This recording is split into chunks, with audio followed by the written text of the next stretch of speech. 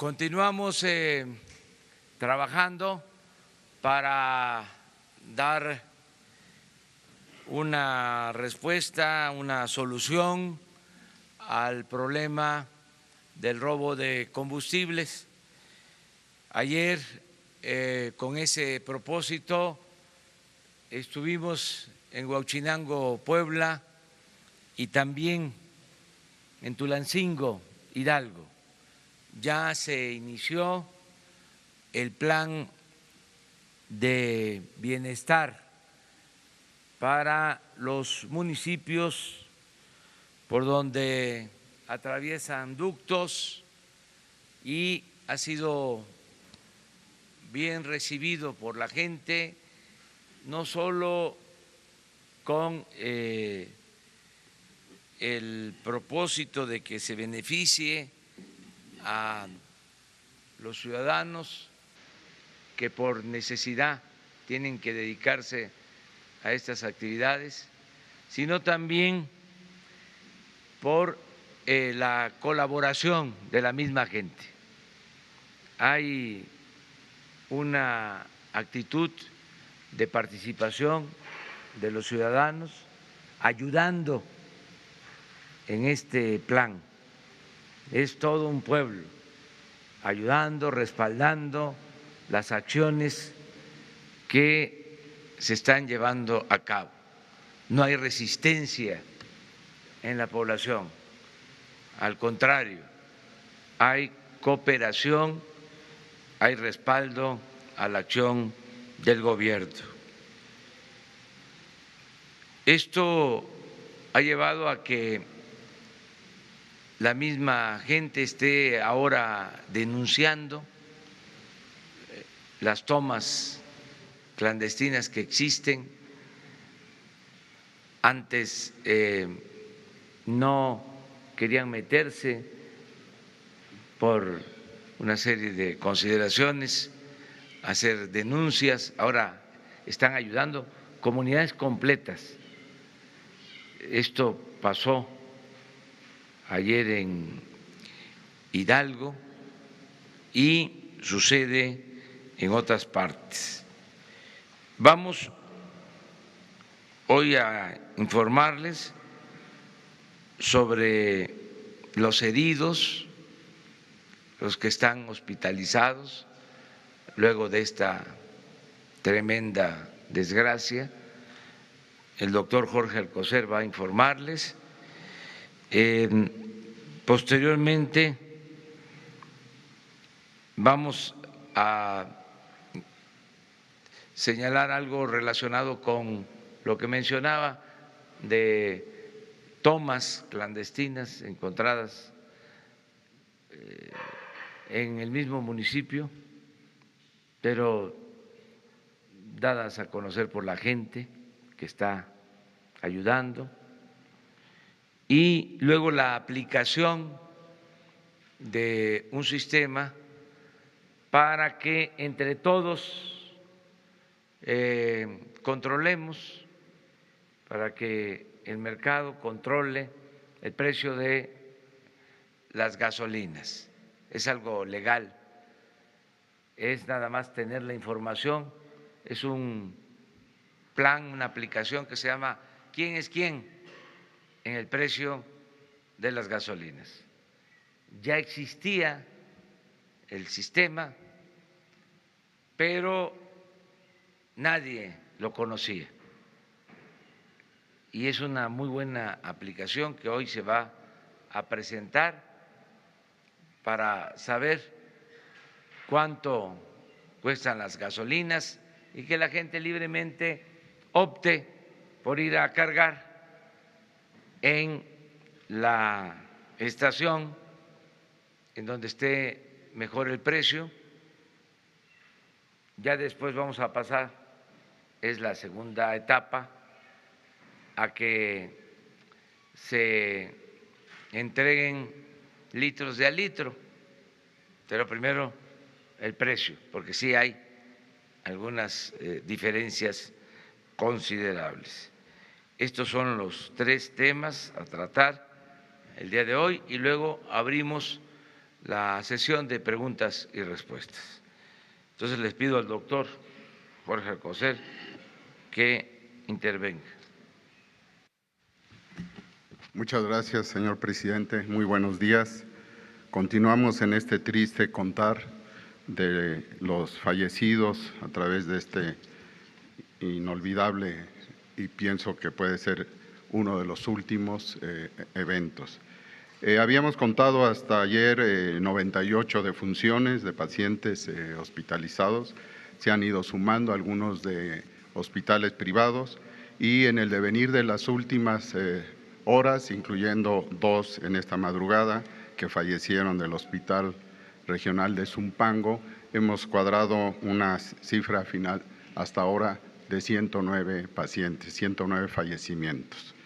Estos están localizados, desde luego, en diferentes hospitales, en el estado de Hidalgo 6, 7 en el estado de México, en la Ciudad de México 24, en Galveston 3 y en esta suma seguimos atendiendo a 40 pacientes hasta esta mañana. Muchas gracias.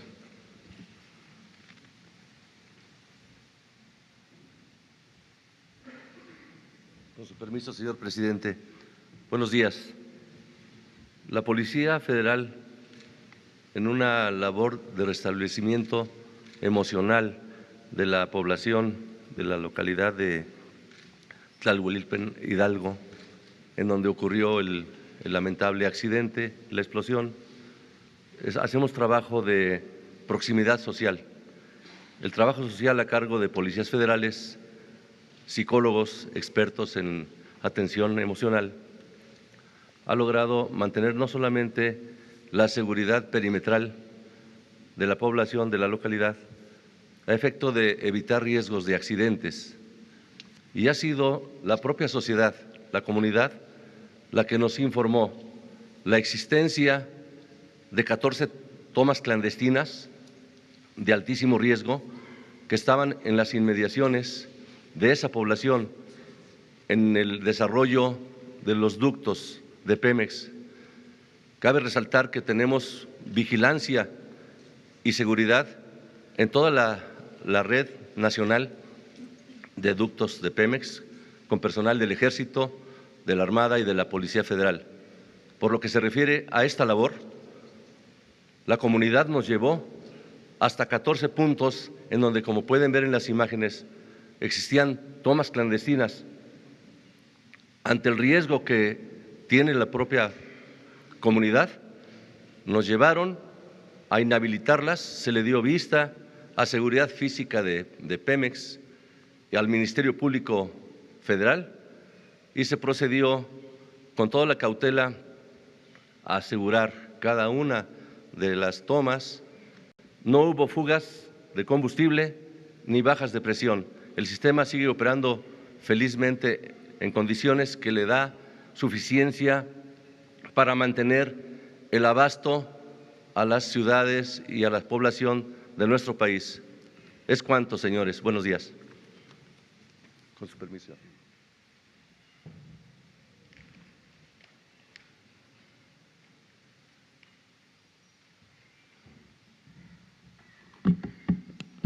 Sí, buenos días. Bueno, referente a los precios de los combustibles, tanto de gasolinas como gas, quiero informarles que para todo el público, para todos los mexicanos, ya existe una aplicación que la Comisión Reguladora de Energía ya tenía, que se llama ¿Quién es quién?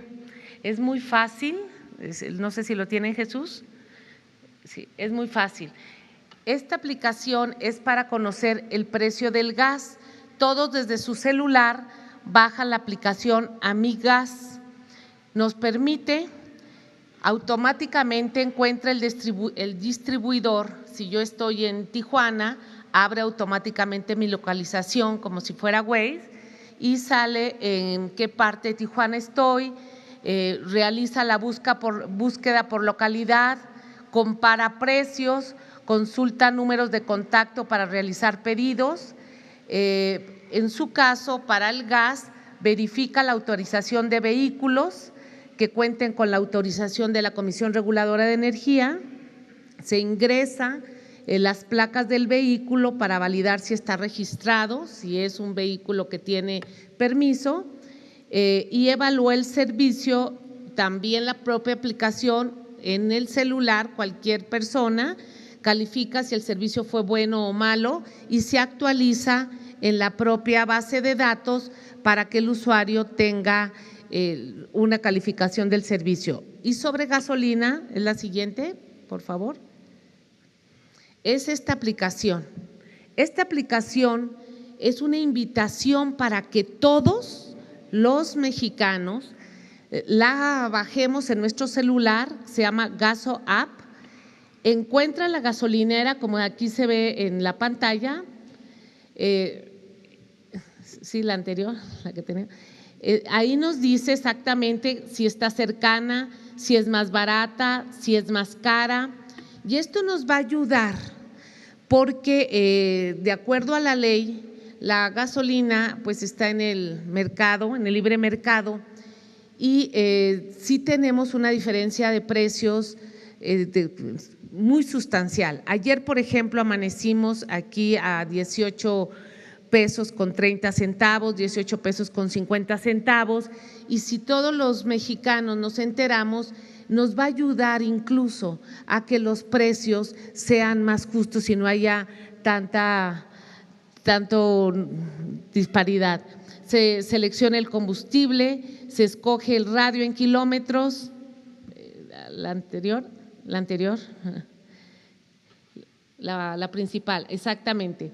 Evalúa el servicio de las gasolineras, termina uno de cargar, evalúa, reporta precios en caso de que no correspondan con los de la aplicación.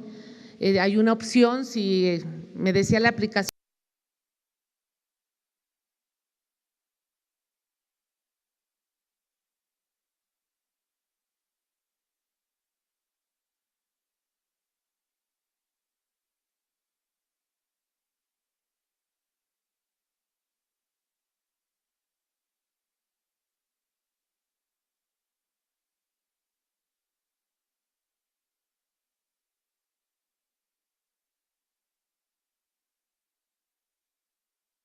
Esto es básicamente la información.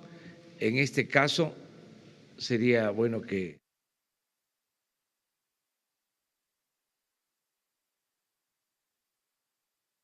lo vayan viendo para ver si al final de el diálogo circular de la conferencia ya podamos decir que sí funciona o recomendarlo para que los ciudadanos usen este sistema. Debo aclarar que los distribuidores de combustibles se han portado bien en general, no se han aprovechado de la circunstancia. Son muy pocos los que han mantenido elevados los precios.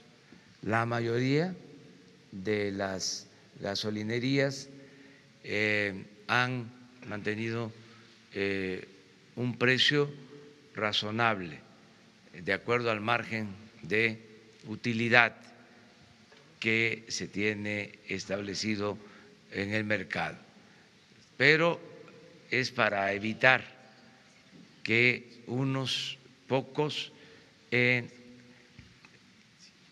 actúen indebidamente. ¿Quién controla los precios? La misma gente con este sistema de información. Hay que ir a cargar gasolina en donde hay buen precio y en donde se pueda demostrar posteriormente que se entrega completo, es decir, litros de a litro, que no hay fraude en las estaciones de distribución de gasolinas. Entonces sí, vamos a empezar ya con la sesión de preguntas y respuestas. Los tres, ustedes, Y luego 3 mujeres, 3 compañeros de acá. ¿Sí? Gracias, señor presidente. Manuel Rápalo con el medio Al Jazeera en inglés. La pregunta sobre Venezuela. Si nos puede aclarar su posición y el papel que piensa que le va a tocar a México como mediador en el proceso de la paz en el conflicto. Ya fijamos ayer nuestra postura a partir de lo que establece nuestra Constitución. El artículo 89 de la Constitución, fracción 10ª, con mucha claridad, define cuál debe ser la política exterior de México, apegada a principios como el de no intervención, el de autodeterminación de los pueblos, el de la solución pacífica de las controversias, el del diálogo, el de la defensa de derechos humanos. Entonces, con esos principios estamos actuando. Nosotros vamos a procurar siempre tener buenas relaciones con todos los pueblos y con todos los gobiernos del mundo. Y este caso lo está tratando el secretario de Relaciones Exteriores, Marcelo Ebrard, con todo nuestro respaldo y con respeto a lo que establece nuestra Constitución. Nosotros tenemos una historia muy importante en cuanto a política exterior, apegada a principios, y eso va a continuar. Si en algún tiempo se desviaron de esos principios, nosotros no lo vamos a hacer, no vamos a actuar violentando, transgrediendo principios constitucionales de política exterior. No es que estemos a favor o en contra de nadie, estamos por defender los principios constitucionales de la política exterior. Eso es básicamente. Buenos días, Alexis Pavón de SDP Noticias. En el mismo sentido, me gustaría saber si tiene algún tipo de reacción en cuanto a que ayer el presidente Nicolás Maduro reconoció el posicionamiento de Uruguay y México en cuanto a una ruta al diálogo y si su gobierno estaría dispuesto, primero si ha tenido contacto a partir de entonces con la representación venezolana y si su gobierno estaría dispuesto a organizar encuentros entre Maduro y sus opositores. La segunda pregunta va en el sentido en cuanto a el informe de actividades que presentó esta semana la Comisión Nacional de Derechos Humanos y de acuerdo con los datos ofrecidos, de 90 recomendaciones ordinarias emitidas durante 2018, solo se acató y se cumplió con una. Me gustaría saber si su gobierno piensa promover algún tipo de política o medida para que las dependencias federales acaten este tipo de recursos. Y aprovechando que está aquí la secretaria de Gobernación, esta semana visitó Chiapas y me gustaría saber si tuvo algún tipo de contacto con el gobernador en cuanto a la contingencia que se enfrenta en ese estado respecto a los homicidios de activistas, específicamente el de Sinar Corzo a inicios de este año y los de Noé Jiménez y José Santiago la semana pasada. Gracias. Bueno, ¿por qué no, licenciada, explica esto último, por favor?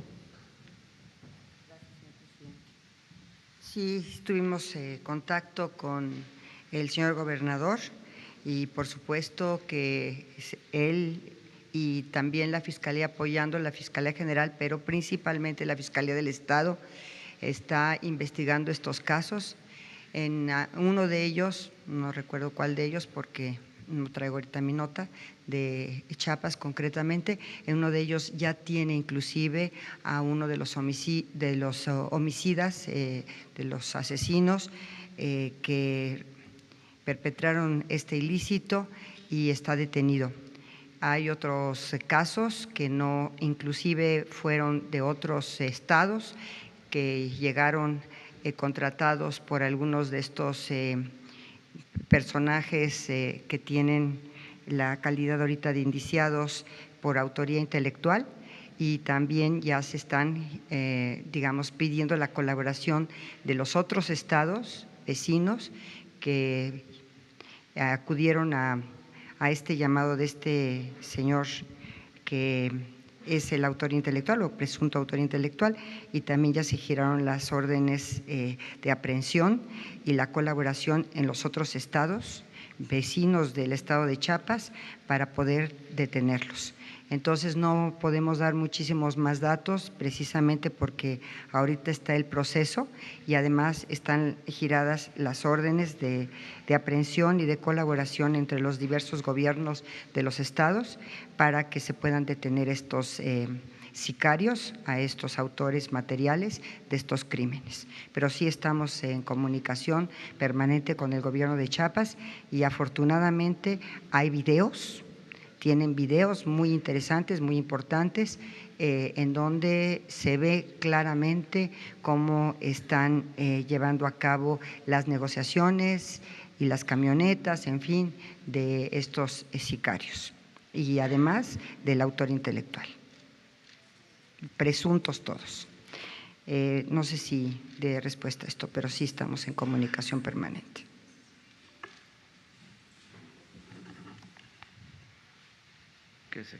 Nada más también para comentarles que acerca de las recomendaciones de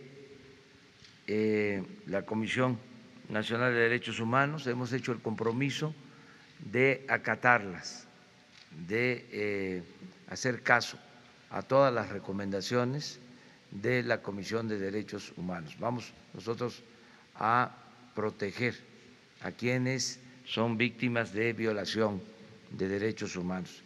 Aquí quise que se quedara la licenciada Olga Sánchez, porque ayer nos comentaron sobre el caso del periodista asesinado en Sinaloa, Javier Valdés, y tengo entendido de que van a estar familiares el día de hoy, su esposa. Le he pedido a la secretaria de Gobernación que le atienda personalmente, que le dé toda la información que tenemos, que platique con ella y que tenga la seguridad plena de que nosotros vamos a apoyar en toda la investigación, todo lo que esté de nuestra parte, y que las veces que desee estar aquí con nosotros y expresarse, manifestarse, están abiertas las puertas para atenderle.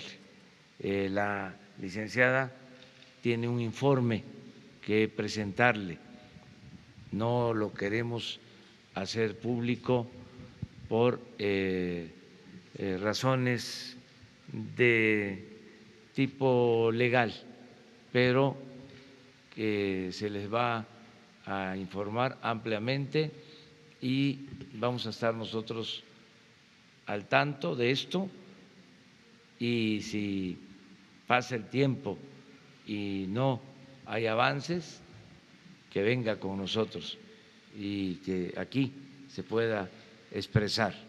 Esta es una tribuna también para todos los ciudadanos. ¿Tiene interés en decir algo? Pásale. ¿O acá?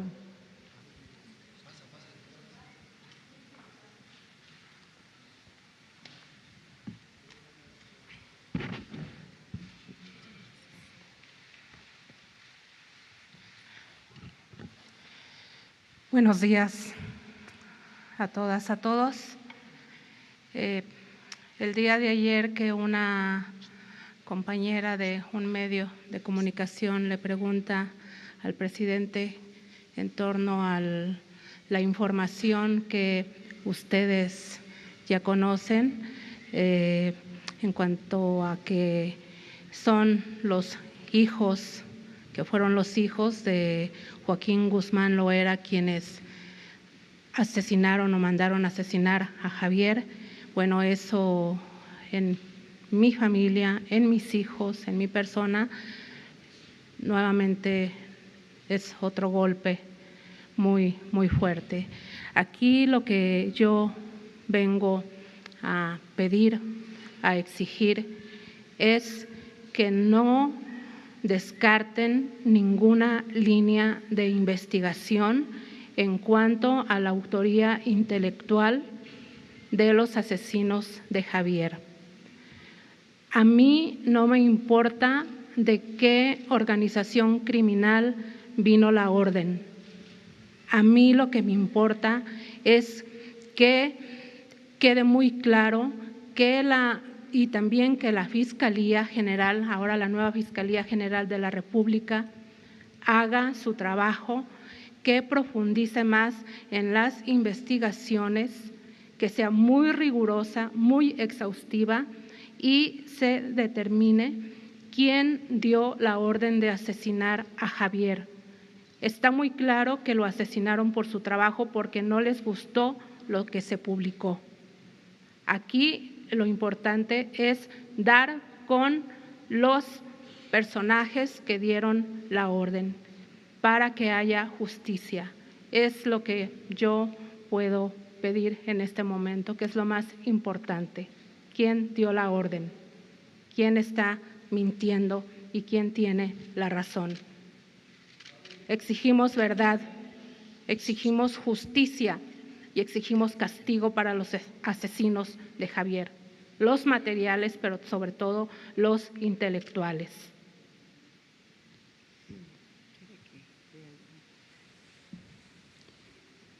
Señora Griselda Triana, por supuesto el Gobierno de la República está empeñado en hacer justicia, en atender las preocupaciones que nos acaba de manifestar. No se descarta una sola línea de investigación. Todas las líneas de investigación serán agotadas hasta encontrar las razones y a los culpables del asesinato de su esposo, Javier Valdés. Fuera del proceso que se desarrolla en las Cortes de Nueva York, tenemos el firme propósito de llegar a la verdad, hacer justicia y al castigo de los responsables de este y de otros crímenes de periodistas. El Gobierno de la República, del presidente Andrés Manuel López Obrador, nos ha instruido precisamente y estamos convencidos de que el ejercicio de la libertad de expresión y las garantías del derecho a la información son la base de una democracia plena y representativa de la ciudadanía. Tenemos el propósito de llegar a la verdad y de hacer justicia y no vamos a descartar una sola de las líneas de investigación. Por otra parte, el Gobierno está convencido de que los mecanismos de protección a periodistas y defensores de derechos humanos tienen que ser eficientes, tienen que ser eficaces y vamos a apoyar y estamos apoyando en la Secretaría de Gobernación todos estos mecanismos de protección de periodistas y defensores de los derechos humanos. Muchas gracias. ¿Se ponen de acuerdo? Pasas a la Secretaría hoy, como a la 1:30, por favor. Para que te dé yo la información que no podemos hacer pública.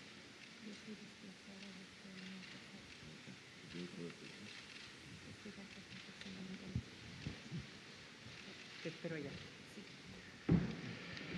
Bueno, acerca de si México está en condiciones de permitir que las partes en conflicto en Venezuela cuenten con la intermediación de la Secretaría de Relaciones Exteriores para lograr el diálogo y la solución pacífica de las controversias lo establece nuestra Constitución.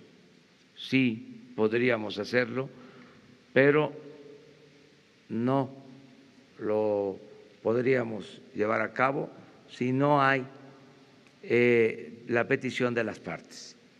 No vamos a ser oficiosos. Nosotros vamos a respetar nuestros principios y si las partes lo solicitan, estamos en la mejor disposición de ayudar para que haya diálogo y sin el uso de la fuerza, de la violencia, se resuelven los problemas. También sin descartar el respeto a la legalidad y a la democracia. Diálogo, eso es lo mejor en todos los casos, no tomar partido, buscar la solución pacífica a estos conflictos. Hasta ahí es nuestra actuación. Y tiene instrucciones, repito, el secretario de Relaciones Exteriores para apoyar en la medida de nuestras posibilidades, sin injerencia en el conflicto. Esto tiene que ver con una tradición histórica de nuestro país en política exterior. No nos debemos de meter en asuntos de otros pueblos y de otras naciones porque no queremos que ninguna hegemonía, ningún gobierno extranjero intervenga en los asuntos que solo corresponden a los mexicanos. Ese es el principio general. Bueno, entonces vámonos por acá con mujeres, compañeras. Hola, presidente, buenos días. Rosa Elena Soto, de Acústica Noticias y La Neta Noticias. Pues muy cerca de Huachinango, donde fue ayer a esta gira para hablar con los pobladores, está una hidroeléctrica en Necaxa. Ahí se entregaron concesiones el sexenio pasado a la empresa Motangil y al ESME. Muchos de estos contratos hay señalamientos de que estuvieron plagados de corrupción. Yo le preguntaría, señor, si se revisarán los contratos de las denuncias que se presentaron en su momento al respecto, también si hay huachicol eléctrico, si se van a revisar estos contratos y a estas personas que se les dieron estos contratos en su momento el sexenio pasado, ¿de qué magnitud es el huachicol en el sector energético eléctrico? Pues es que está plagado el gobierno de huachicol. Hay huachicol en las distintas áreas del gobierno, huachicol en la compra de medicinas, huachicol en la industria eléctrica, huachicol también en la construcción de obras, huachicol arriba y abajo, y vamos a terminar con el huachicol, vamos a terminar con la corrupción y se va a revisar todo, no va a haber impunidad. En estos contratos hay revisión y si hay denuncia van a seguir su curso en las instancias correspondientes.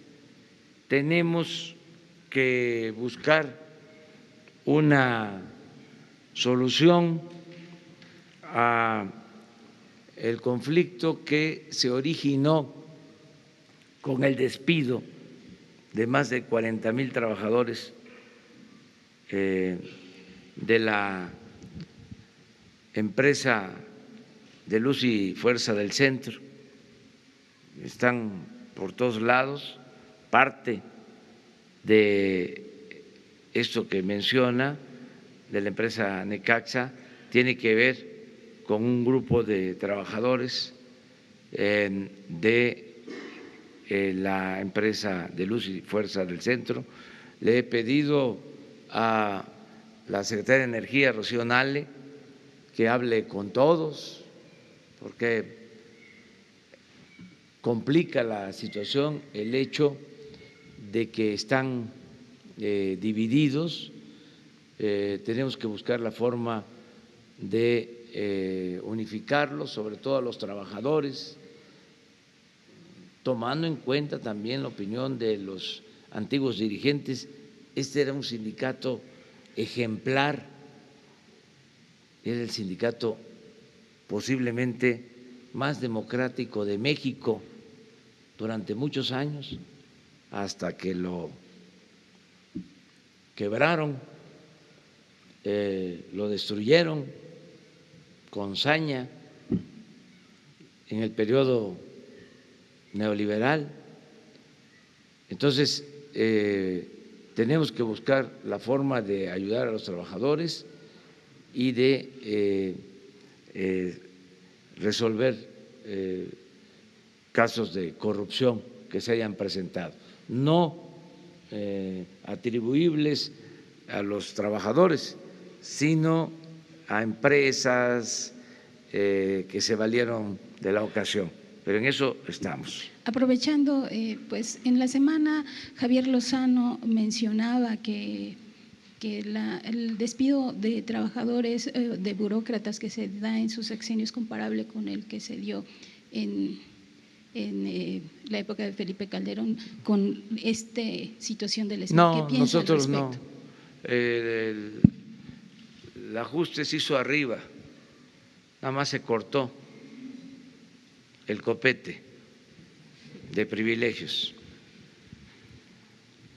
Los trabajadores de base sindicalizados se respetaron. Lo dijimos, compañera, a ver, allá atrás, las dos, y luego. Buenos días, presidente. Ruth Muñiz, de Ruido en la Red y Quinto Elemento Lab. Preguntarle, y aprovechando que está la secretaria de Gobernación, entre 2015 y 2018 la Secretaría de Gobernación le asignó a 27 entidades más de 4,000 millones de pesos para la implementación de la alerta de género. Dinero que los estados gastaron en todo menos en el mecanismo y que, bueno, se ha visto reflejado en el incremento de este delito. Saber si hay algún mecanismo de fiscalización que vaya a hacer la Secretaría de Gobernación para cómo están gastando las entidades este dinero, y saber si ya hay algún plan específico de su gobierno para atender esta problemática. Usted ha dicho que va a atender la seguridad pública de todos, pero sabemos que el feminicidio es un delito específico que requiere atención específica.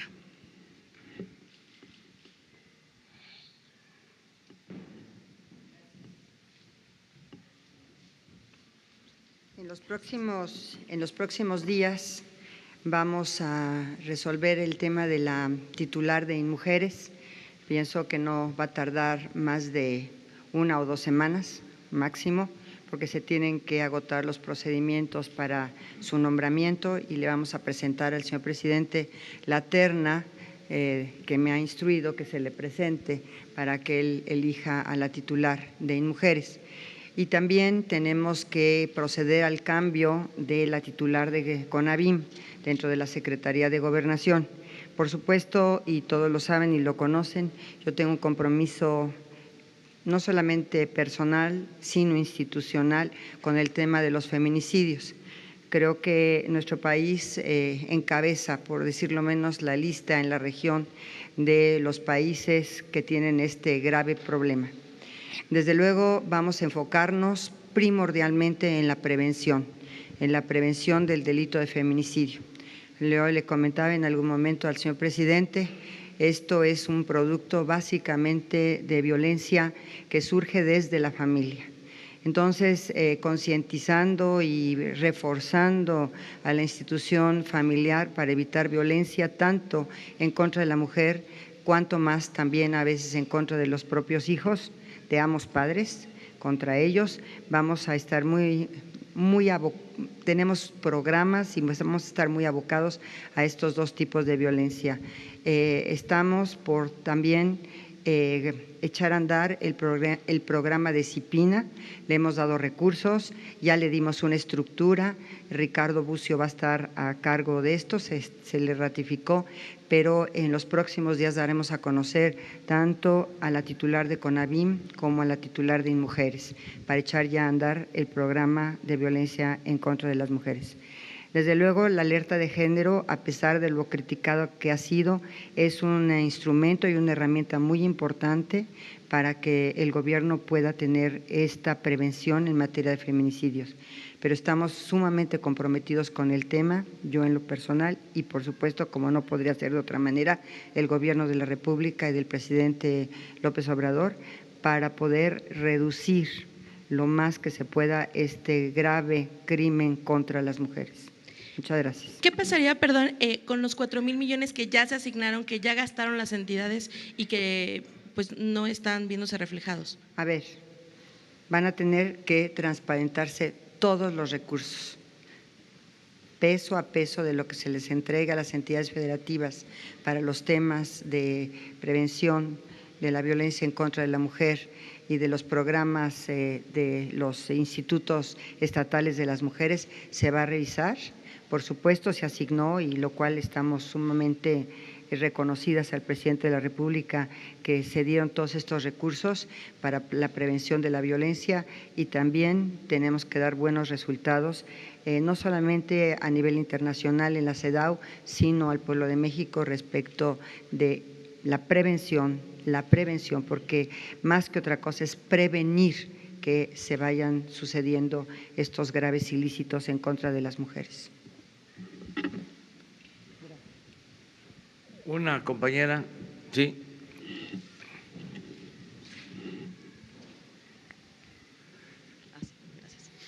Hola, buenos días. Soy Marcela Turati de Quinto Elemento Lab y colaboradora de la revista Proceso. Primero, como periodistas nos unimos al reclamo de justicia por los colegas asesinados y desaparecidos. Y mi pregunta ahora es, con los restos de las personas calcinadas en Tlahuelilpan, al igual que con los restos también de muchas personas encontradas en fosas clandestinas que están siendo encontradas, bueno, que tenemos muchas fosas en el país. Quería saber si van a pedir ayuda internacional para la identificación de estos restos y hablando también del tema de desaparecidos, ¿cuándo van a presentar una política, su política pública sobre desaparición de personas, que no solo sea sobre los 43, sino para los 40,000? ¿Cuál va a ser esa política? Y la otra es la promesa que hizo de pedir perdón a las víctimas el día que iba a asumir. ¿Qué pasó? ¿Se va a pedir perdón a las víctimas de la violencia o no? Gracias. Ya lo hice y lo voy a seguir haciendo, y es una deuda que tenemos con miles, millones de víctimas, familiares de víctimas, más de 1 millón de víctimas de la violencia. Solo de el 2006 a la fecha. Y el compromiso de hacer justicia, de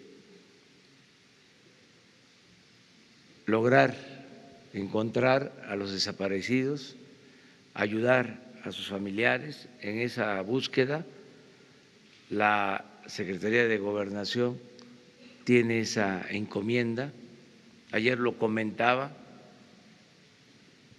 bien podría decirse que la mayor función o la función más importante de la Secretaría de Gobernación es la protección de los derechos humanos.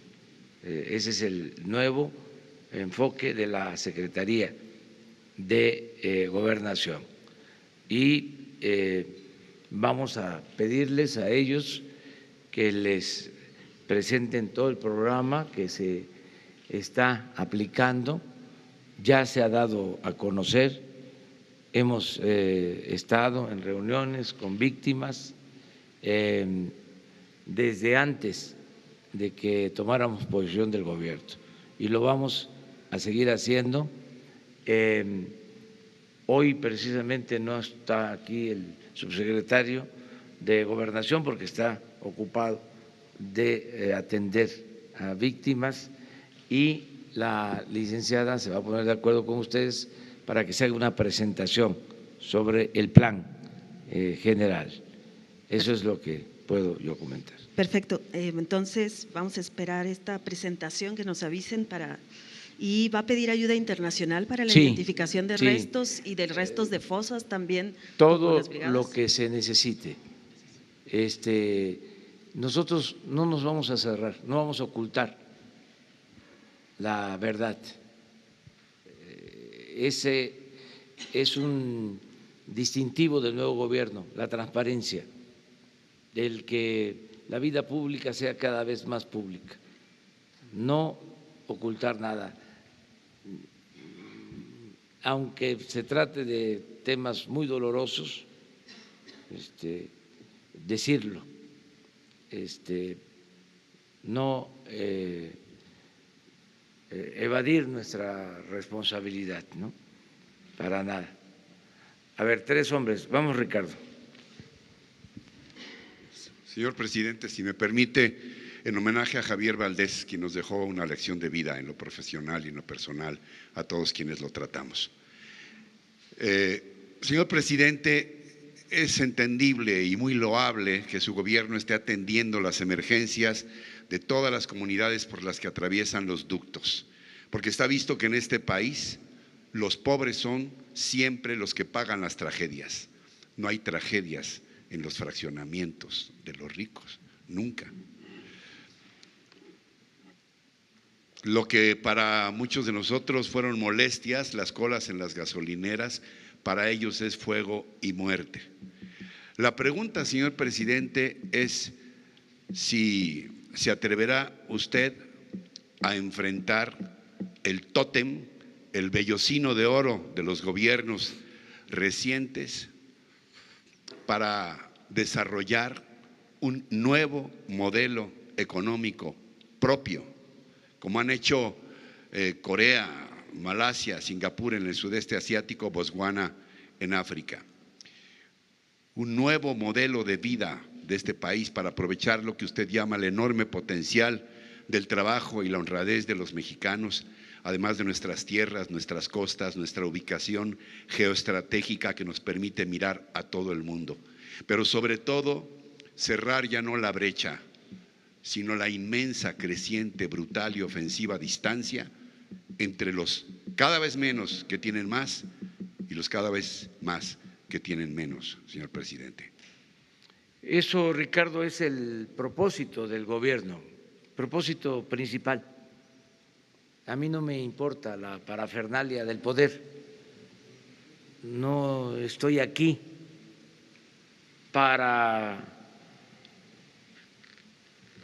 disfrutar del cargo. El poder, siempre lo he dicho y lo he puesto en práctica, el poder solo tiene sentido y se convierte en virtud cuando se pone al servicio de los demás.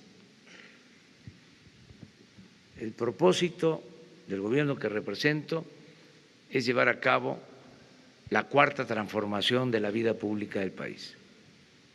Y esto significa desterrar el principal problema de México, que es la corrupción y la impunidad.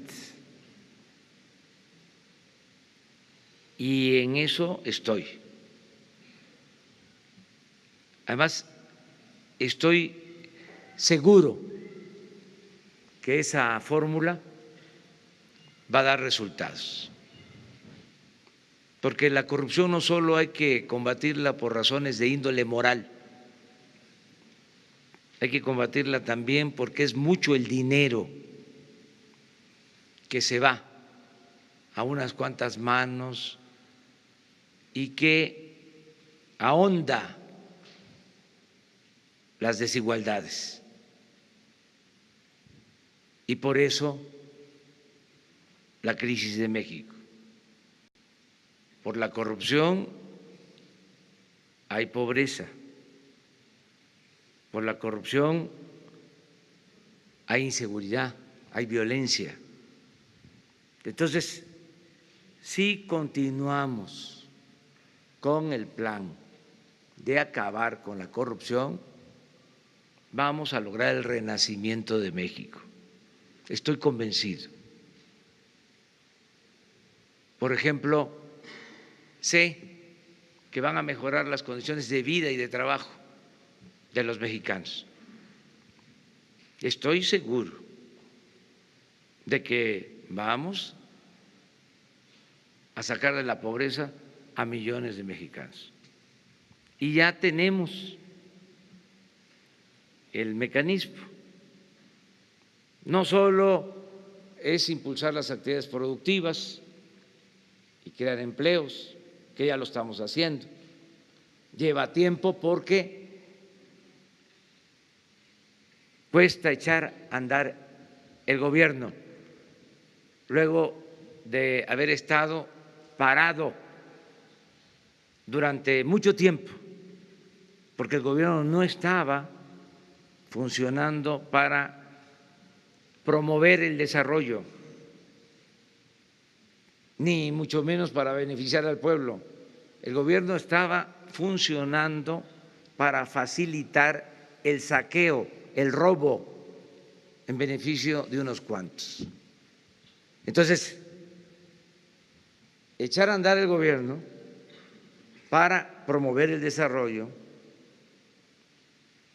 para que no sean nada más los negocios lo que importe, los negocios jugosos, para traficantes de influencia, para políticos, pues es tener que pensar en la siembra de 1 millón de hectáreas de árboles frutales, maderables, en ejidos, en pequeñas propiedades que fueron abandonadas. Bueno, muchos pobladores del campo se vieron en la necesidad de emigrar y ahora lo que queremos es que esas tierras abandonadas se siembren y que la gente se arraigue y que no tenga necesidad de emigrar, que el mexicano pueda trabajar, pueda ser feliz, como siempre lo digo, donde nació, donde están sus familiares, sus costumbres, sus culturas. En este tiempo de política neoliberal se despoblaron municipios completos porque el crecimiento solo se dio en pequeñas islas, en Cancún, en la Riviera Maya, en todo el sureste, solo ahí hubo crecimiento, en las zonas turísticas del Pacífico, en algunas ciudades del centro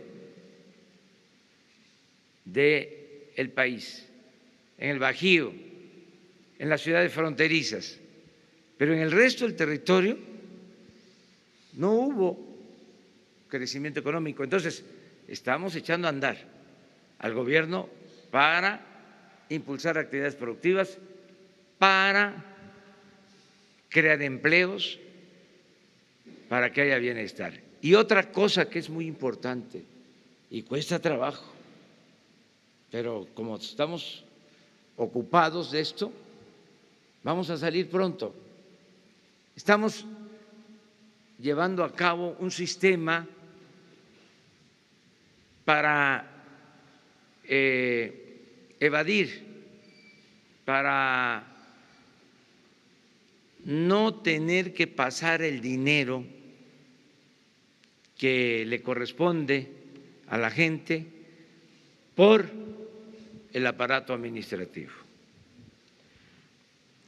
Es un sistema para transferir fondos, dispersar fondos desde la tesorería de la Federación al beneficiario, de manera directa,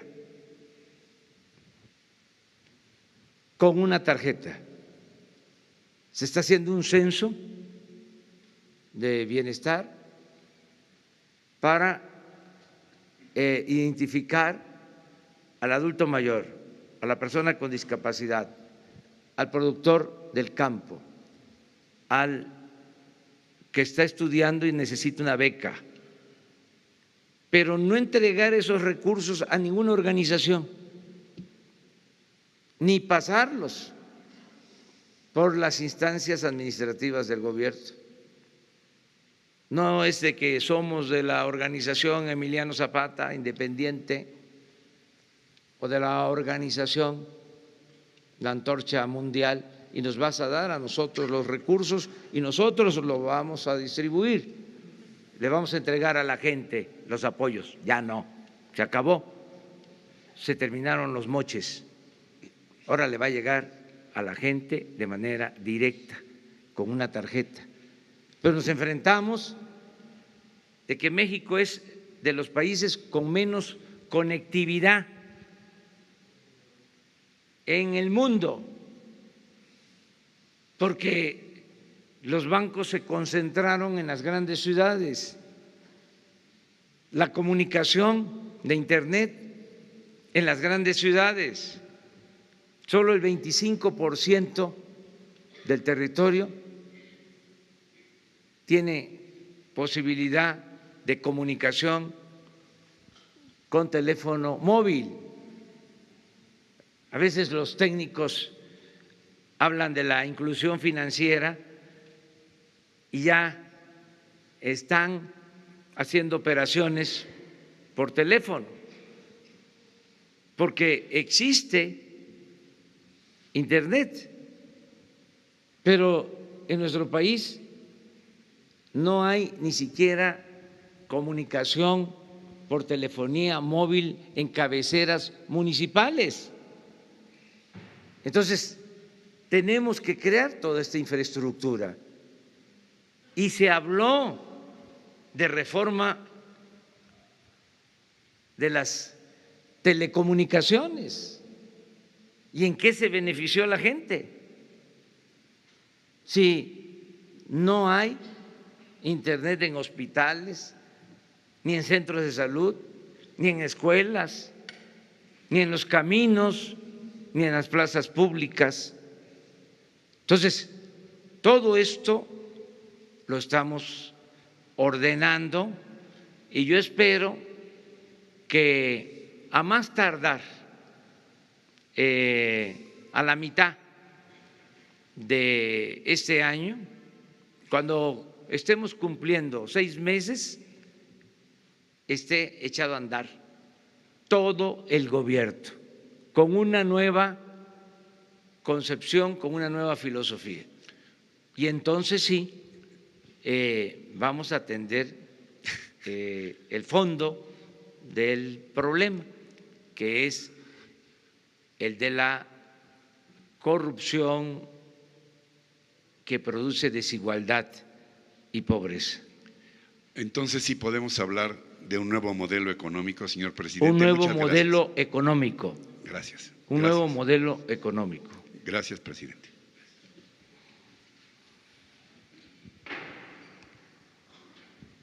Hola, presidente, buenos días. Agustín Velasco de Uno TV. Quisiera preguntarle si ya tiene el número de los mexicanos que están en Venezuela, si su gobierno va a emitir una alerta por la situación de violencia que hay en ese país. Y en el mismo tema, la titular de la CONADE dijo que México podría albergar la Serie del Caribe por la situación por la que está atravesando este país. Si esto es cierto, si usted está enterado, si es posible que esto pueda ocurrir. Gracias.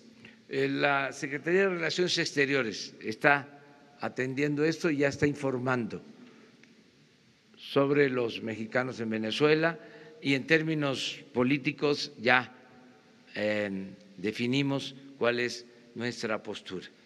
De todas formas, le voy a pedir a Jesús Ramírez que aprovecho.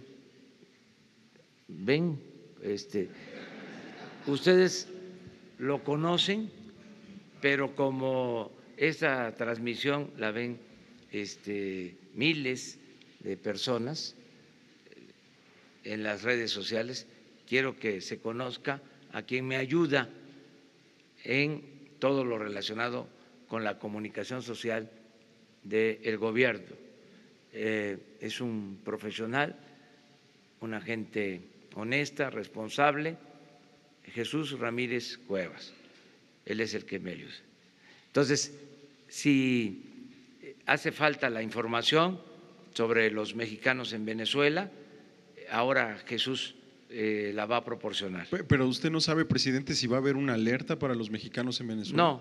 No. No van a emitir una alerta. No me ha informado sobre eso el secretario de Relaciones Exteriores. Y espero, deseo de corazón que no haya violencia en Venezuela, que se entiendan sin el uso de la fuerza, sin la confrontación, sin la violencia.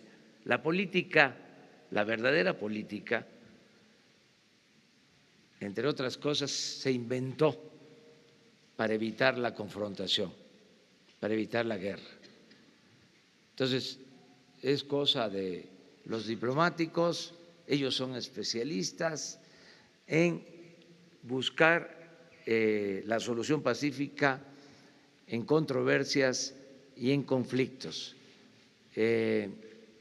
Nosotros tenemos muy buenos diplomáticos y le tengo toda la confianza al secretario de Relaciones Exteriores. Uno más. Sobre la serie, presidente, lo de la Serie del Caribe, que decía ayer la titular de la CONADE, que México podría albergar la Serie del Caribe ante la situación de violencia que hay en Venezuela. Vamos a esperar, no sabemos todavía. Sí estoy también informado de que están jugando la final de la Serie del Pacífico, que quedó Jalisco, los Charros, con Obregón. Ya no me pidan a quién le voy porque eso ya es otra cosa que puede generar susceptibilidades, celos, sentimientos.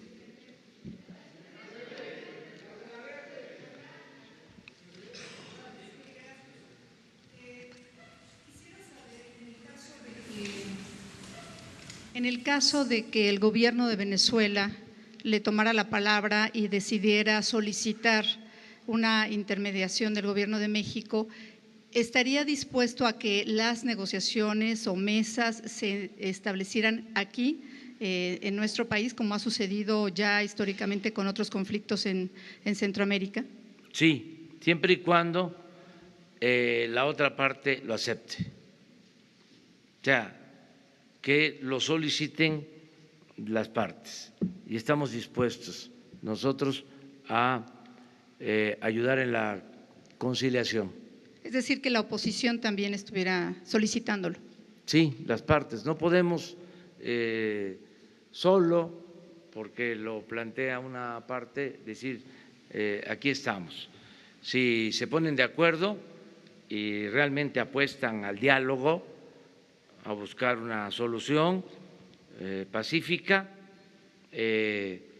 nuestro país lo ha hecho en otras ocasiones en temas de política exterior, lo volveríamos a hacer.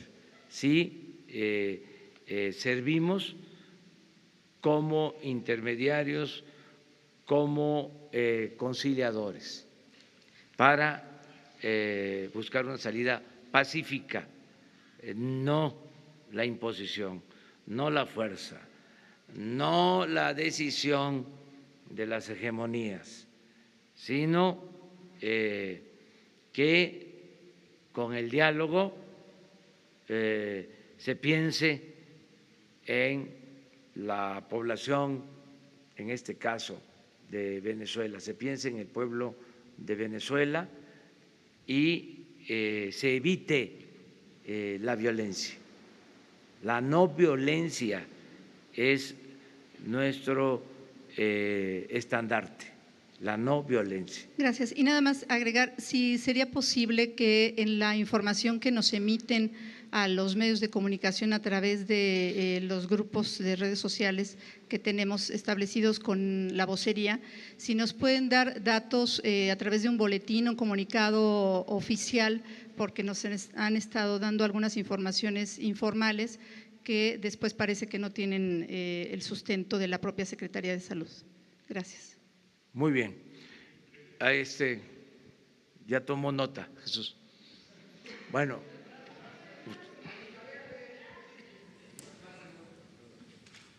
Ustedes tres.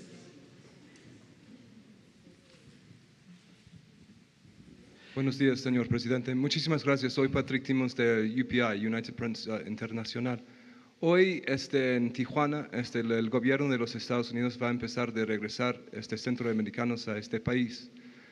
Y realmente estoy recibiendo muchísima información confusa del secretario de INAMI. ¿Qué se puede decir al respecto? ¿Qué plan hay para recibir estos centroamericanos? Y si ustedes van a terminar el programa de visas humanitarias, como dijo el Tonatiuh Guillén, a un reportero estadounidense ayer. Muchas gracias. Tengo información de la secretaria de Gobernación y del secretario de Relaciones Exteriores sobre este tema, y hoy a la 1:00 p.m. va a haber una conferencia para fijar la postura del gobierno mexicano sobre la decisión que tomó el gobierno de Estados Unidos en este tema migratorio. Hoy a la 1:00 p.m. ¿Usted puede decir que si ustedes están compartiendo datos de los centroamericanos con los estadounidenses? Les van a informar el día de hoy, a la 1:00 p.m. Muchas gracias. Lo que queremos es en la Secretaría de Gobernación a la 1:00 p.m. Buenos días, presidente. Quisiera preguntarle, ayer nos decía que nos iba a entregar información sobre esta investigación que se estaba haciendo a las plantas de hidrógeno de la administración pasada que adquirió, si ya tendría algún avance de la Secretaría de Energía, y también pues opinión sobre esta información que conocemos el día de hoy, donde también había huachicoleo prácticamente en turbocina y que se adquiría en aerolíneas y en algunas entidades de la República. Si ustedes ya tienen información al respecto. A ver.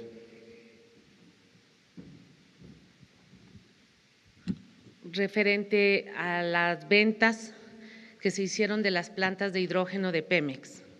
Ayer salió un comunicado, un medio, sobre la venta de 3 plantas. Se realizaron nada más en 2. En la refinería de Tula fue un contrato de compraventa de la planta de hidrógeno entre Pemex Transformación Industrial y Air Liquide México, SADRL DCB.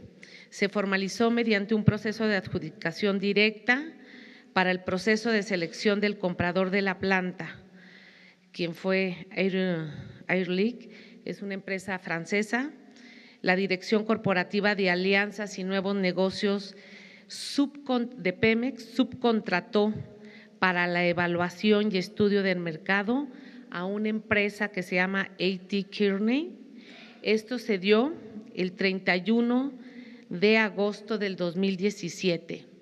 El precio de la compra fue de 51.526.000 millones de dólares, más el impuesto del valor agregado. ¿Quiénes firmaron por parte de Pemex? Fue el licenciado Carlos Reinaldo Godínez, subgerente de apoyo legal y formalización inmobiliaria de Pemex, el ingeniero Cuthberto Orlando Azuara Pavón, director operativo de producción de Pemex, y por el comprador fue Rodrigo Pereira Jorge. Para esto hicieron un avalúo por un consorcio que se llama Megafin, el 20 de diciembre del 2016. El avalúo reportó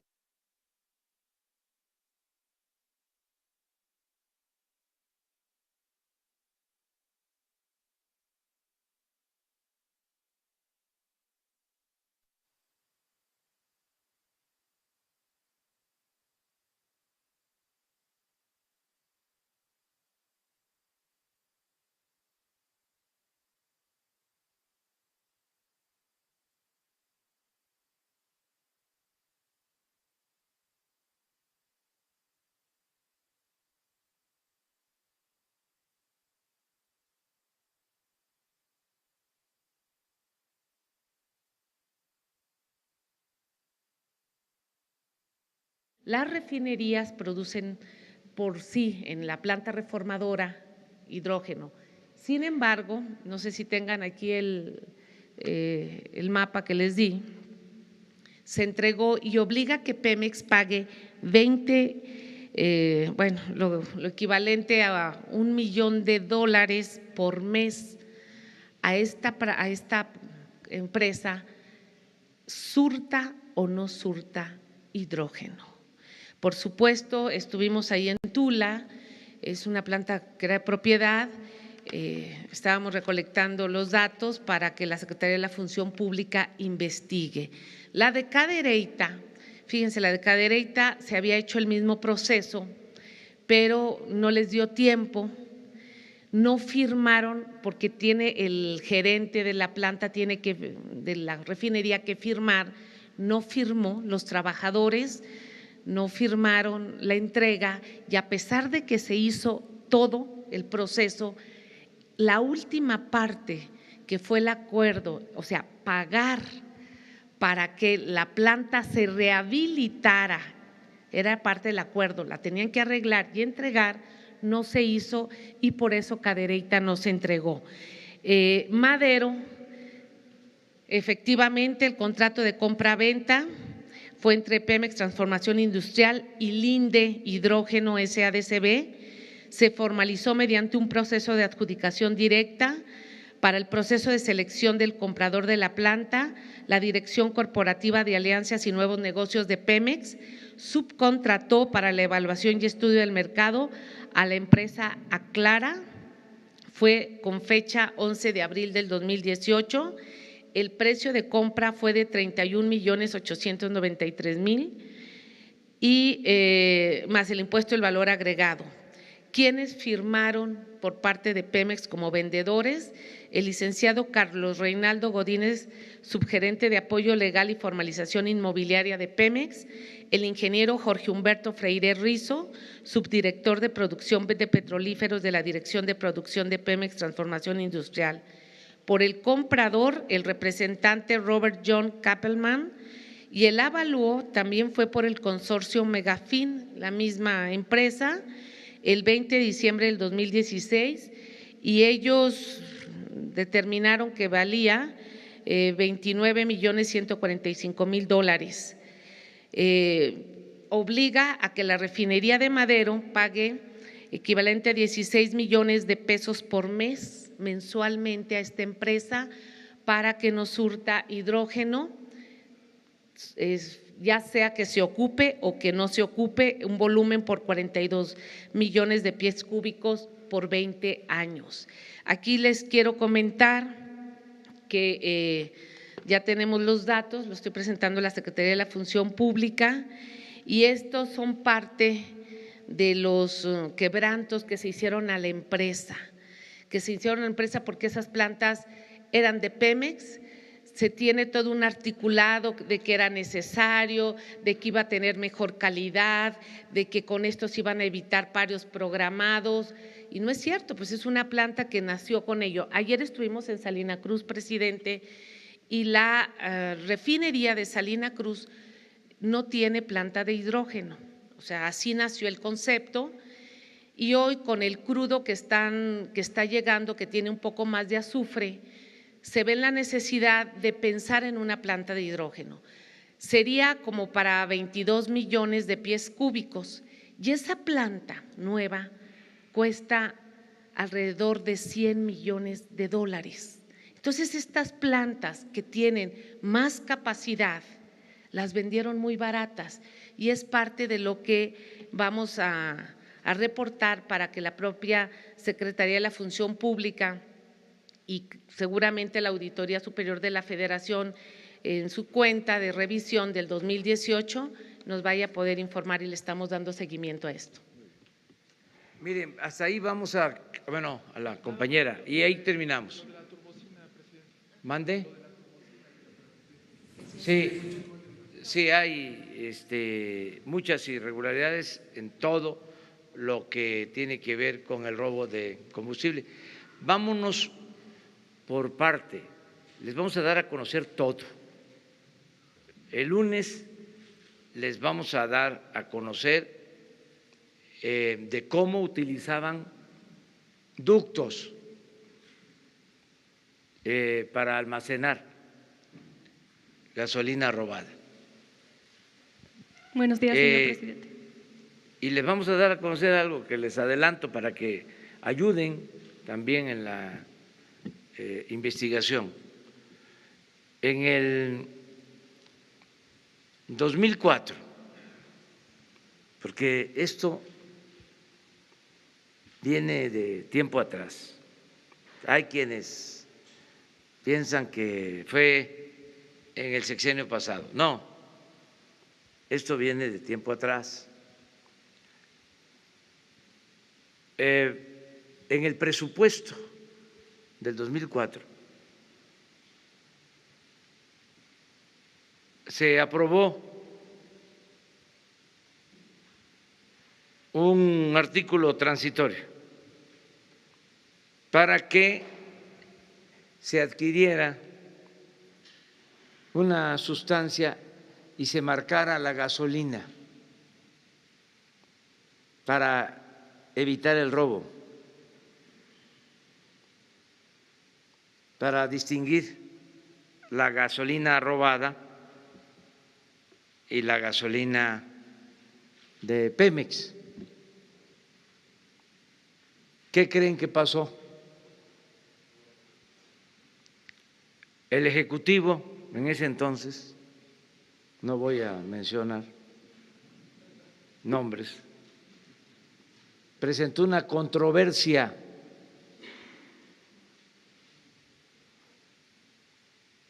para quitar ese artículo transitorio. Y el Poder Judicial, la Suprema Corte, le dio la razón al titular del Ejecutivo. 2004.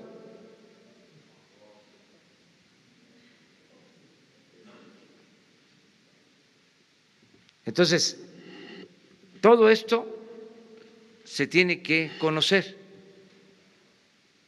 y que los ciudadanos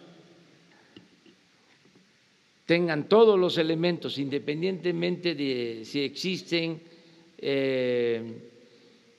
delitos de omisión, independientemente de eso, que nos enteremos, porque parece como si esto hubiese surgido de la noche a la mañana, y también de manera respetuosa, fraterna, cariñosa.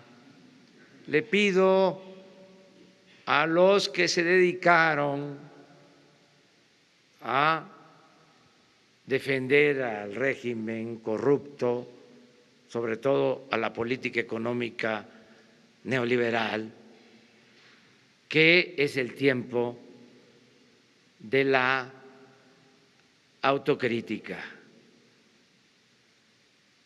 ya no seguir en la autocomplacencia. Es tiempo de rectificar y de hacer una revisión en lo personal. ¿Cómo fue que se toleraron estos atracos, estos abusos? ¿Qué responsabilidad?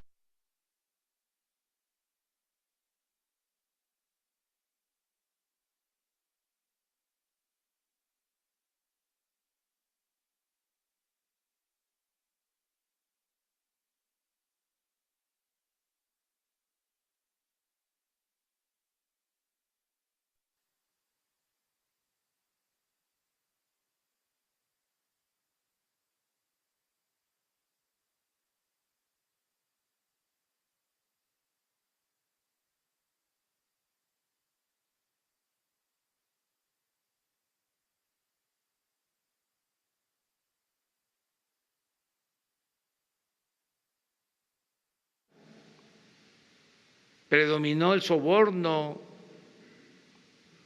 el beneficio personal, se abandonó al pueblo. Es que nuestro país es muy fuerte, tiene muchas riquezas naturales y un pueblo bueno, trabajador, honesto. Por eso se han resistido pues todas las calamidades. Y saben también que nos ha ayudado mucho nuestra cultura. La cultura ha sido nuestra salvadora, es lo que nos ha sacado adelante. Por eso hemos enfrentado epidemias, inundaciones, terremotos, malos gobiernos, todo, y salimos adelante. Y yo espero que ahora salgamos adelante, de nuevo, con la participación de todas y de todos. Muchas gracias, nos vemos, vamos a Tuxpan, Nayarit y a Tecuala, y mañana vamos al Rosario, Sinaloa, y vamos a Culiacán. Y el domingo va a haber algo muy importante. Vamos a iniciar el plan de fomento a la lectura en Mocorito, Sinaloa. Y vamos a estar también en Guasave el domingo. Y nos vemos el lunes en la mañana por acá. Muchas gracias. Señor, la última pregunta. La última pregunta acá, señor. De la Agencia Informativa de Educación de México, Televisión Educativa, Sharon Smoke, sobre la gira que dio ayer en Puebla y en Hidalgo, mencionó o habló más bien a las personas sobre la necesidad de reforzar los valores en los jóvenes. Si nos pudiera comentar qué papel juegan los adultos en esta situación y la cartilla moral, y también recordar que ayer fue la primera vez que se conmemoró el Día Internacional de la Educación. Si nos puede decir en su gobierno qué papel tendrá el tema educativo. La primera pregunta del lunes para responder, ¿ya? La cartilla moral, ¿de acuerdo? Ahí quedamos.